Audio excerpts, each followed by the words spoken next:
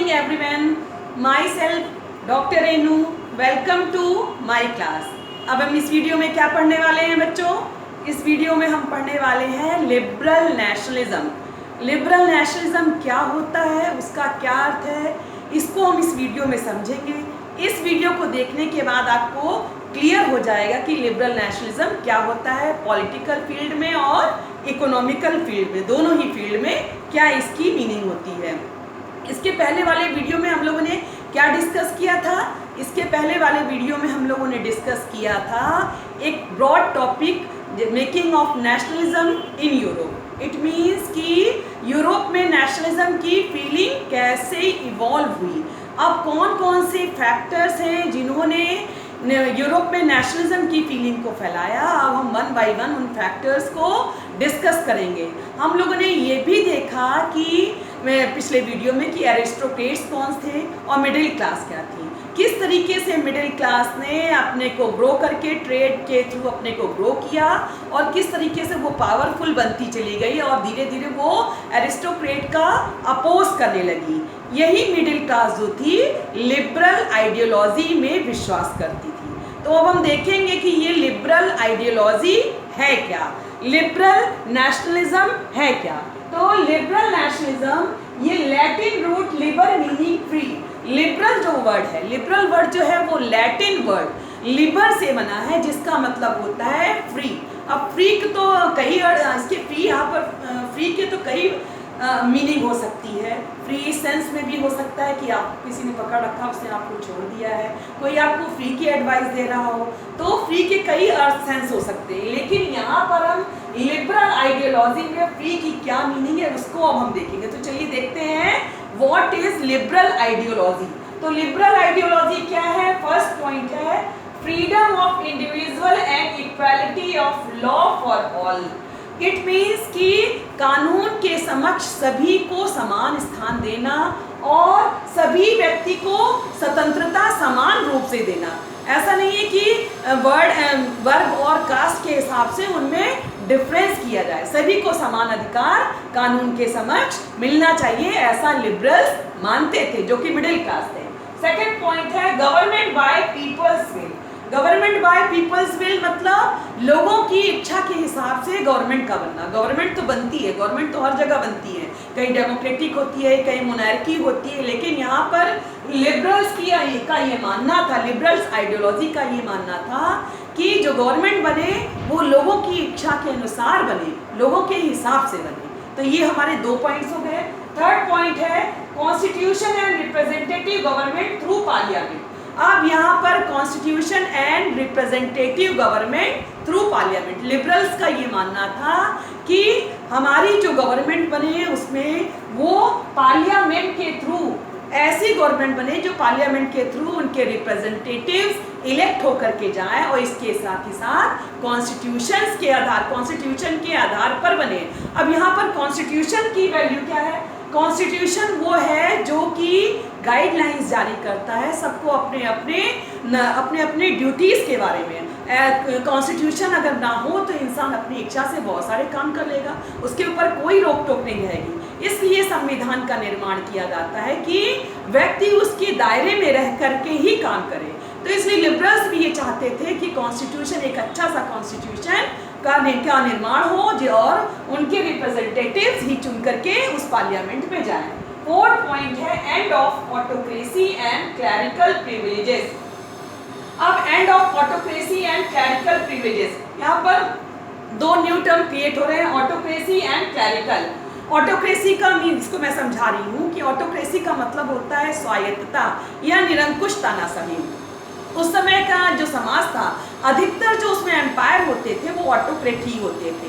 चाहे वो Habsburg empire है, चाहे ऑटोमन एम्पायर हो, कोई भी साम्राज्य हो, तो वहाँ पर क्या होता था, शासन जो होता था वो राजा के द्वारा ही चलता था. राजा निरंकुश तानाशाह होता था, वो किसी के द्वारा वो बाध्य नहीं होता था. उसकी पावर अनलिमिटेड होती थी, अनचेक्ड होती थी, उसको चेक करने वाला कोई नहीं होता था. और इसके बाद क्लरिकल प्रिविलेजेस मीन्स होता है कि अब यहाँ पर मैं आपको रिकॉल करा दूँ फ्रेंच रिवॉल्यूशन क्लास 9th का. फ्रेंच रिवॉल्यूशन क्लास 9th में आपने चैप्टर पढ़ा है, उसमें आपने देखा होगा कि जो फ्रेंच सोसाइटी थी 3 पार्ट्स में डिवाइड थी, 3 स्टेट्स फर्स्ट स्टेट जो था वो नोबेल्टी था, तो सेकंड स्टेट क्लर्जी, और थर्ड स्टेट जो था वो पीजेंट और आर्टिसन से मिलकर बना था।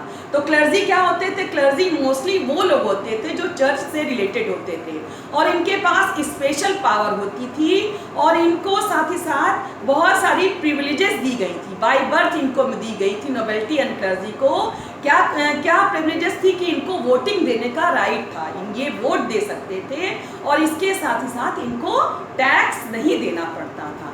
तो जो थर्ड स्टेट थी ये थर्ड स्टेट ही आगे चल करके मिडिल क्लास बनी, उसने इनका अपोज करना शुरू कर दिया क्योंकि जो मिडिल क्लास थे वो लिबरल आइडियोलॉजी में विश्वास करते थे और लिबरल्स ये चाहते थे कि ये ऑटोक्रेसी और क्लैरिकल प्रिविलेजेस का एंड हो जाए, इनका खात्मा हो जाए। तो अब यहाँ तक कि ये जो 4 पॉइंट्स हैं, ये 4 पॉइंट्स ये पॉलिटिकल एरिया से रिलेटेड है, पॉलिटिकल एरिया से रिलेटेड है। इसके साथ ही साथ एक और बात है कि equality before law does not stand for universal suffrage.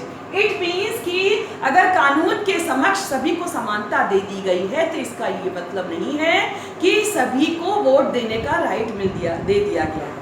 आपको पहले भी मैं रिकॉल करा दूं कि जो फ्रेंच रिवॉल्यूशन के समय वो जो फ्रेंच सोसाइटी थी उसमें वोटिंग राइट्स केवल उनको प्रॉपर्टीड मैन को ही दिए जाते थे। प्रॉपर्टीड मैन मीन्स कि ऐसे व्यक्ति जिनके पास प्रॉपर्टी होती थी केवल उनको ही यूनिवर्सल सफरेज का राइट था या वोट देने का अधिकार था।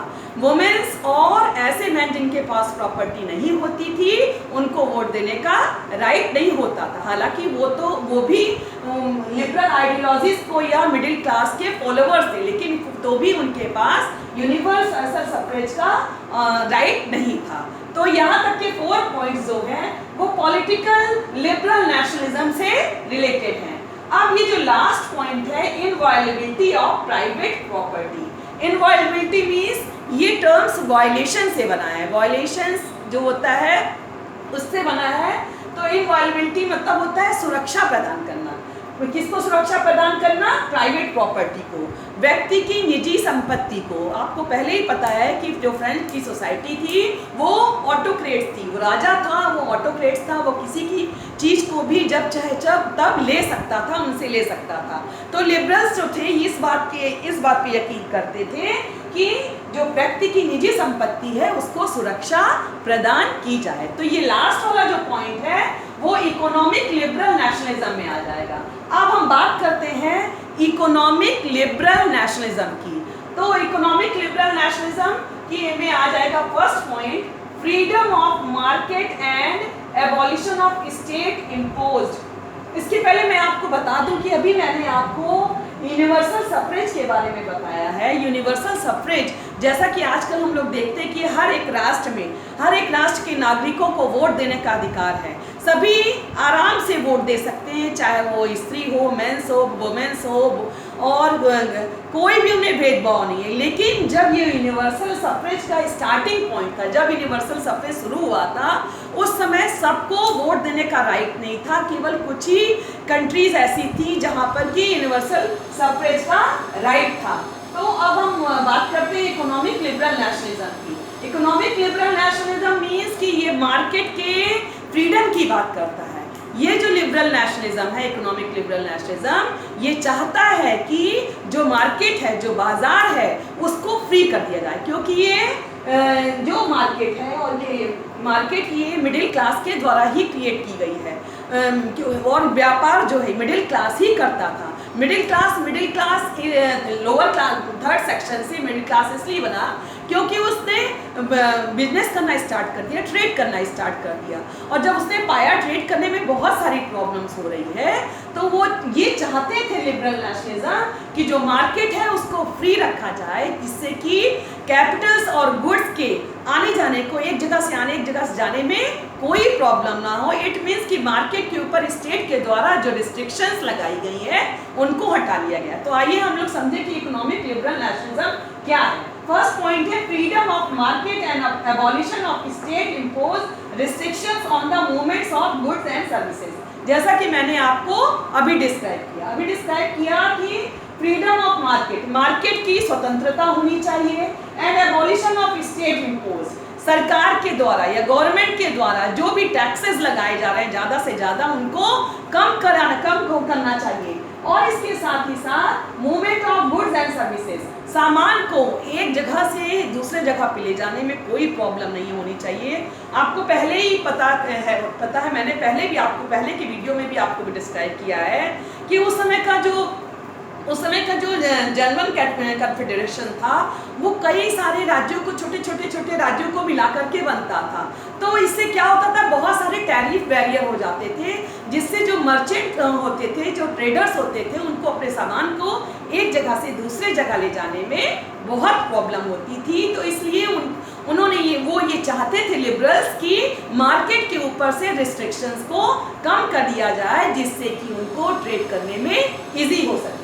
सेकेंड पॉइंट था differences in weight, measures and currency, custom barriers.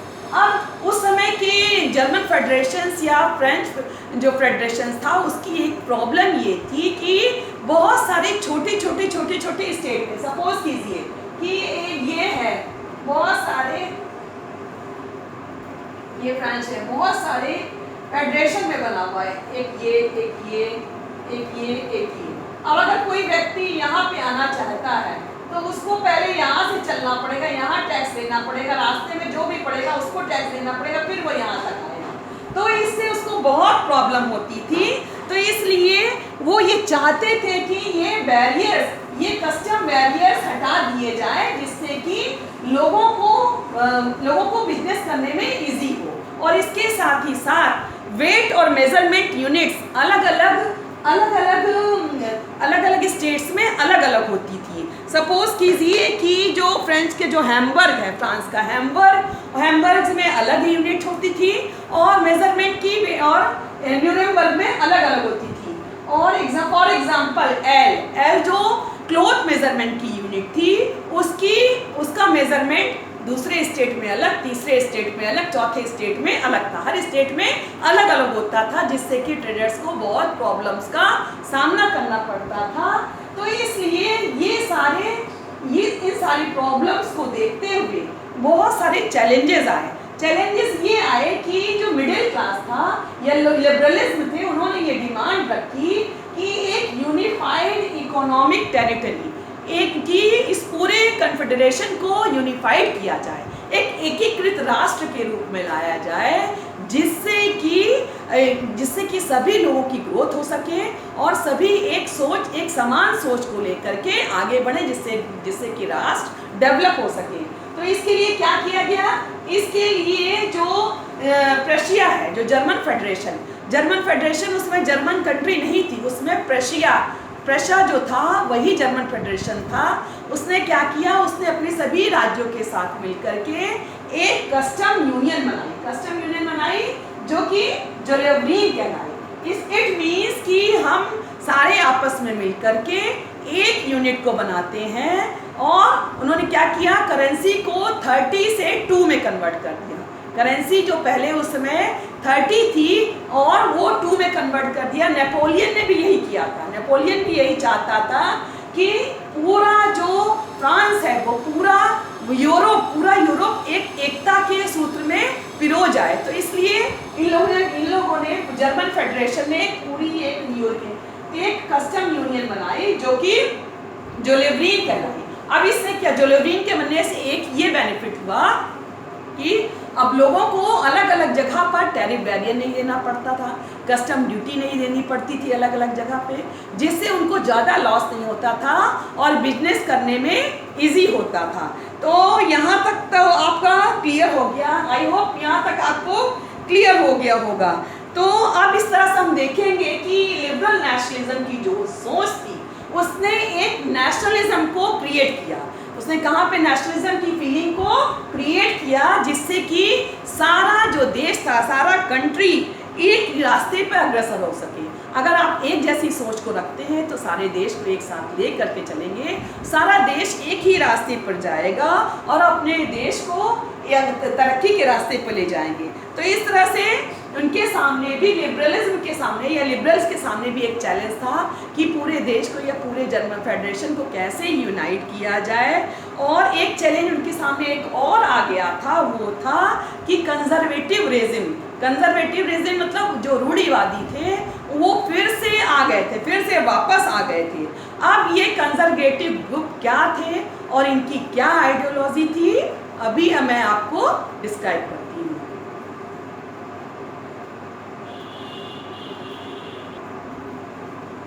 So let's start. अभी तक हम लोगों ने डिस्कस किया कि लिबरल नेशनलिज्म क्या होता है। अब हम लोग देखेंगे कि न्यू कंजर्वेटिज्म आफ्टर 1815। अब ये न्यू कंजर्वेटिज्म क्या है, अभी हम लोगों ने देखा, और ये न्यू कंजर्वेटिज्म क्या है और इसका लिबरल नेशनलिज्म पर क्या प्रभाव पड़ा। अभी तक हम लोगों ने पढ़ा कि फ्रांस की सोसाइटी कैसी थी और लिबरल नेशनलिज्म कैसा था। लिबरल नेशनलिज्म के टू जो मेन पार्ट्स थे वो थे एरिस्टोक्रेट्स एंड मिडिल क्लास। किस तरीके से मिडिल क्लास जो पावरफुल होकर के एरिस्टोक्रेट्स को इनकाउंटर कर रहा था, ये सारी चीज़ें अभी तक हम लोगों ने पढ़ी। अब हम लोग आगे पढ़ेंगे कि कंजर्वेटिव्स या रूढ़िवादियों का क्या प्रभाव पड़ा फ्रांस की या पूरे यूरोप की राजनीति पर। तो ये तब स्टार्ट होता है, न्यू कंजर्वेटिविज्म तब स्टार्ट होता है नेपोलियन के हारने के बाद 1815 में नेपोलियन जो थे वो वाटरलू के बैटल में डिफीट हो गए। अब ये वाटरलू है कहाँ बेटा बच्चों, ये वाटरलू प्रेजेंट टाइम में रशिया के आसपास का एरिया है। वो उस समय उसी वाटरलू के ये बैटल में नेपोलियन की हार हुई। नेपोलियन के हारने से पूरा ट्रेंड चेंज हो गया, पूरा यूरोप का ट्रेंड ही चेंज हो गया, क्योंकि नेपोलियन फ्रांस के थे तो जरूर, लेकिन उन्होंने पूरे यूरोप को परेशान कर रखा था। इसी सब बातों से डील करने के लिए ही सारे यूरोपियन पावर्स एक हो गए और उन्होंने नेपोलियन को मिलकर के हराया। तो पहला क्वेश्चन ये है कि ये कंजर्वेटिव कौन है।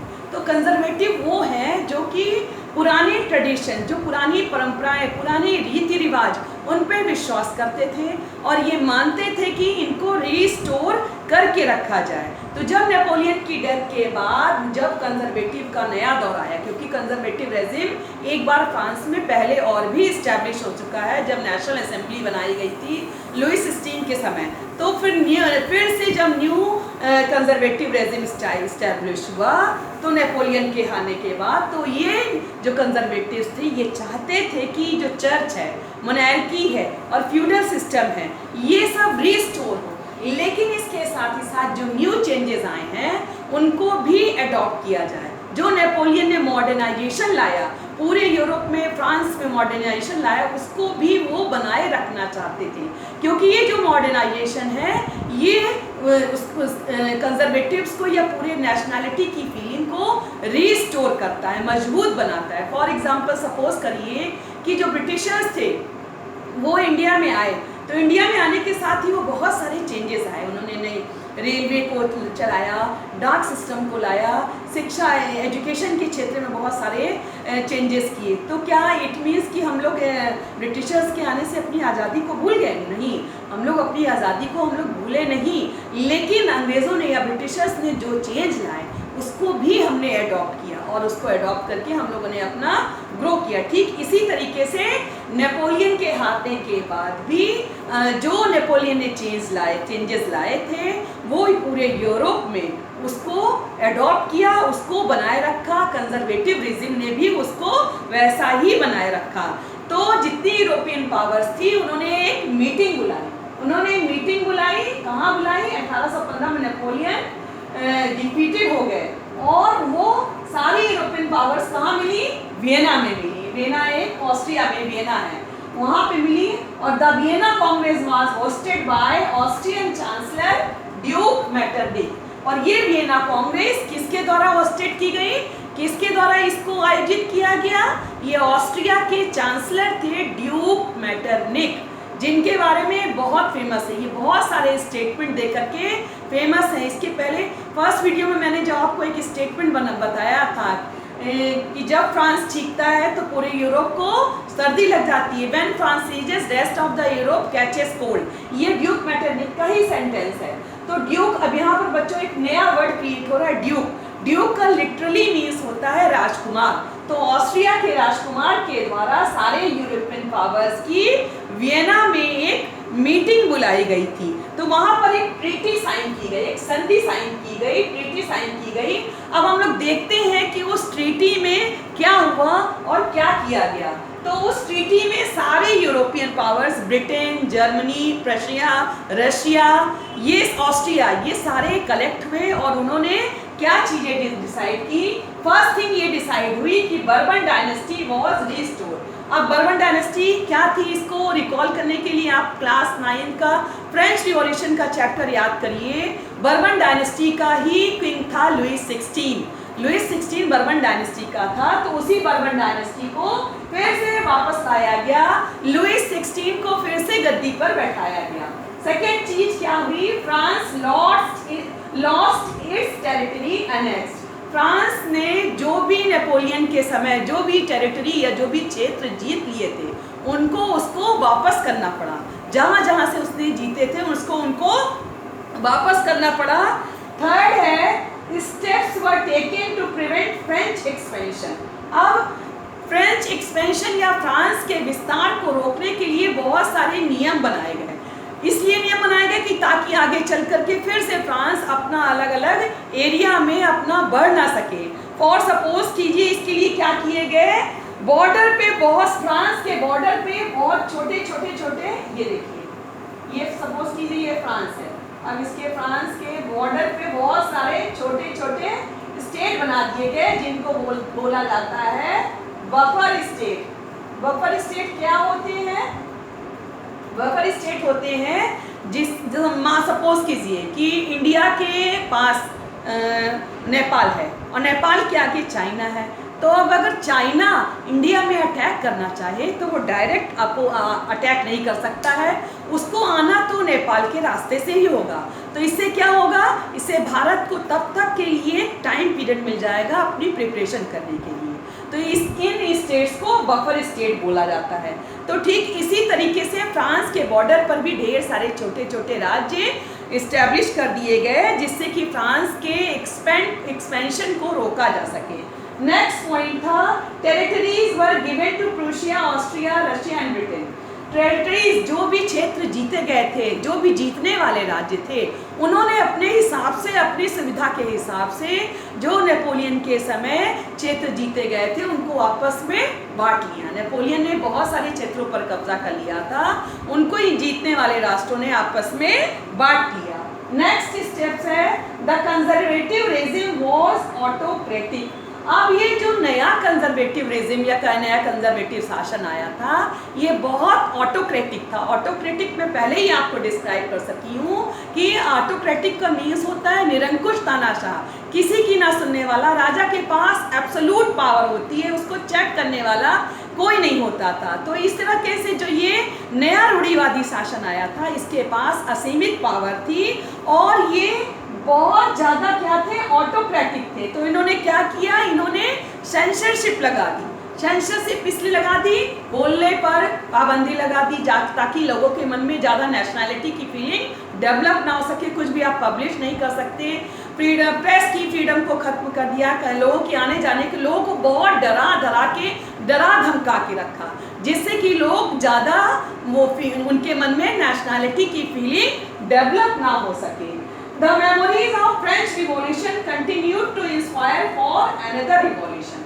लेकिन क्या है, लेकिन जो पब्लिक थी, लोगों को याद था फ्रेंच रिवॉल्यूशन के बारे में, उनके मन में ये कहीं ना कहीं फीलिंग आ गई थी कि इस शासन को हटाना है और नया शासन लाना है, नया शासन लाना है। इसलिए उनके मन में फ्रेंच रिवॉल्यूशन या फ्रांस की क्रांति की फीलिंग आ गई थी और इसके साथ ही साथ अब लोगों के मन में क्रांति की भावना जन्म लेने लगी थी क्योंकि ये जो न्यू कंजर्वेटिविज्म था ये बहुत स्ट्रिक्ट था और इसने लोगों के ऊपर प्रतिबंध लगाए थे।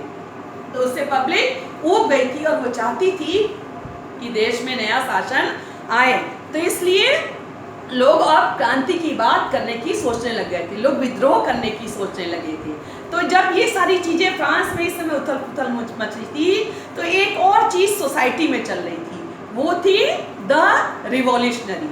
अब रिवॉल्यूशनरी के क्या थे, ये कौन थे, अब हम लोग इसको नेक्स्ट सेशन में पढ़ेंगे। तो आई होप यहाँ तक आपको सारा क्लियर हो गया होगा। हम लोगों ने इसके पहले पढ़ा कि लिबरल नेशनलिज्म क्या था और कैसे वो क्रिएट हुआ, कैसे लोगों ने उसको एक्सेप्ट किया। अब इसके बाद हम लोगों ने न्यू कंजर्वेटिविज्म के बारे में पढ़ा, ट्रीटी ऑफ वियना के बारे में, 1815 की जो ट्रीटी ऑफ वियना थी। अगर इसके ऊपर कोई क्वेश्चन बनता है तो इन पॉइंट्स को आप लर्न करके आप क्वेश्चन का आंसर इजीली दे सकते हैं। तो बच्चों मैं ये सोचती हूँ कि आप लोग को यहाँ तक का सारा क्लियर हो गया होगा।